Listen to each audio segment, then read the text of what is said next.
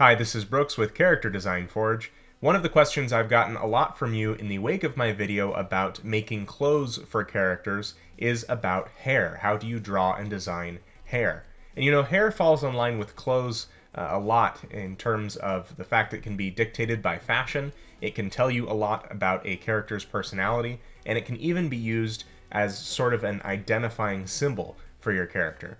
But how do you actually design and draw hair? The first thing to understand in order to succeed is that you can't be drawing each hair individually. And this comes back to a principle of character design that we know as simplification. So maybe this has happened to you, or you can relate to this. A brand new artist sits down, maybe they're brand new to digital art, and they select that brush, right? The brush that's called hair with the individual strands in it, and they'll start with a bald head and just draw those long lines of hair individually down from start to finish. This can end up looking really amateur. So instead, what we need to do is look at another factor of character design, which is the fact that things are made up of forms and shapes. So despite the fact that hair is these individual strands, when we're drawing it, we want to actually comprise lots of hairs together as these big overall shapes.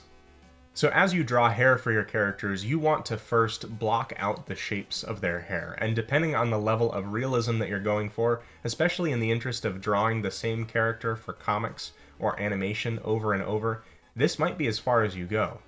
In order to block out the hair, we need to understand our canvas, the human head. So generally your hair is going to be laid out over top of this head, which is spherical. So this is important to keep in mind as you map out the way that the hair lays on the head and the way that gravity might influence the hair.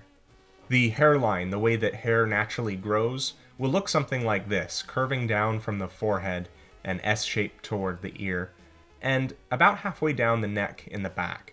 And of course, all of this can be changed by styling, but this is how it'd look if we never touched it. Now on the forehead, some people's hairlines curve around, some are completely straight, and some have what's referred to as the widow's peak, where the hair comes to a point in the middle. Something that's helpful to keep in mind is parts in the hair. So we talked about how gravity will influence our hair, and so a lot of people put parts either a third of the way or halfway down the middle of their head. There are a few different types of hair. There's the thin and straight or wavy hair that's generally common in European, Latin, and Southern Asian hair. There's the thicker, slightly more bristle-like hair that comes from Northern Asia, and the thin and more often than not curly hair that originates from African regions. So each of these types of hair have their own properties, but you'll want to remember that the longer a hair is, the heavier it is, and the more likely it will be to pull downwards. So at a certain point, hair stops sticking up or out and starts pulling down naturally. So in order to draw hair, you have the origin point, or sort of the hairline, in mind. You might have a style in mind, which, by the way, if you're ever looking for hairstyles, there are so many that already exist that your artistic brethren in the hairstyling industry have already done. So go looking for reference photos for that. Before you try and make something different, try and look for something that already exists. Since we're able to use very big shapes to block in, we can make sure that the hair works for the overall character's shape language. So what I tend to do is start at an area like the part, if the character has that, and block my shapes from there.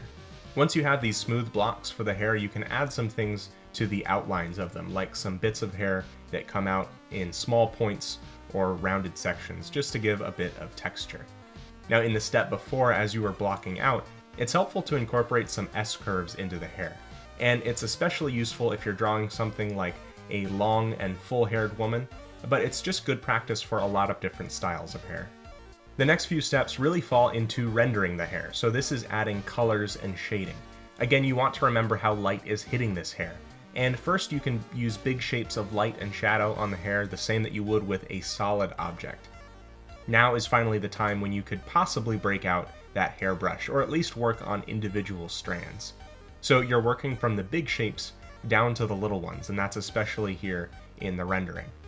You don't need to completely render out each individual strand on the head.